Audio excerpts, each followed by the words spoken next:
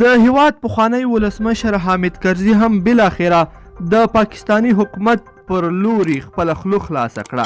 هغه د پښتون ژغورنې غورځنګ د مشر منظور پښتين په باره کې پر پاکستان حکومت باندې څه نیوکه کړې ده. پاکستان حکومت ته یې څه ویلي دي؟ مطلب را سره تر پایه پورې وګورئ، په ډیر څه به پوه شئ. ګرانو مینوالو السلام علیکم، وخت مو په خیر. د افغانستان پخوانی جمهور رئیس حامد کرزي د پاکستان حکومت له لوري د پښتون ژغورنې غورځنګ د مشر منظور پښتين پر نیولو خپله خواشیني څرګندوي.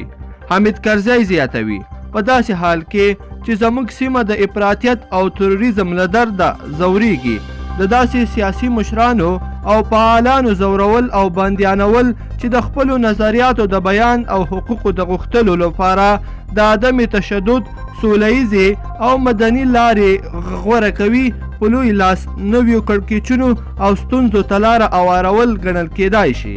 حامد کرزي د پاکستان له حکومت څخه غواړي چې ژر تر ژره دې د پښتون ژغورنې غورځنګ مشر منظور پښتين له بند څخه آزاد کړي. دا په داسې حال کې ده چې منظور پښتين تېره ورځ د پاکستانی ریاست له لوري په پېښور ښار کې نیول شوی دی. د دې وړاندې هم د افغانستان ولسمشر محمد اشرف غني د پاکستانی ریاست پر لوري یا پر ضد یو ټویټ کړی و چې خورا ښه تمام شوی و. نو ګرانو مینوالو، په دې هیله چې دغه ویډیو به مو راسره تر پایه پورې کتلی وي. که چیرې مو دغه مطلب خوښ شوی نو در سره لایک کړئ او نورو ملګرو سره هم شریک کړئ. تر بلې ویډیو پورې د لوی الله په امان.